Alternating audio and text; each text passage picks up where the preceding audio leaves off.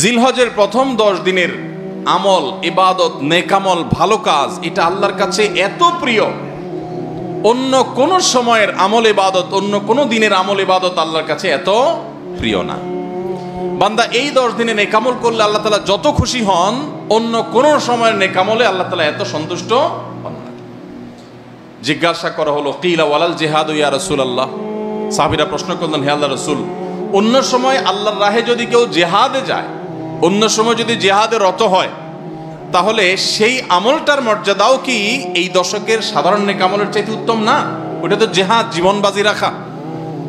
এই সময়ের সাধারণ নেকামলের চাইতে অন্য সময়ের জিহাদটাও কি উত্তম না?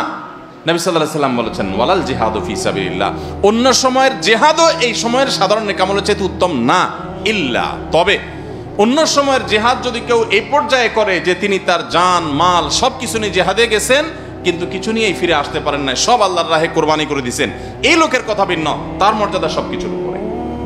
তাহলে এই দশকের নেকামল, এই দশকের ইবাদত বন্দেগীর মর্যাদা এত বেশি ভাইরা আমার, যে আল্লাহ রাব্বুল আলামিনের কাছে বছরের অন্য কোন সময়ের কোন আমল, এমনকি জিহাদও, সাধারণ জিহাদও এই দশকের নেকামলের চাইতে বেশি প্রিয় না।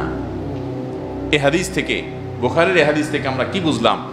যে এই দশক আল্লাহ সুবহানাহু ওয়া তাআলার কাছে ইবাদতের দশক, নেকামলের দশক, মর্যাদার দশক, ফজিলতের দশক। আল্লাহ রাব্বুল আলামিন এই দশকের কদর করার তৌফিক আমাদের সবাইকে দান করুন।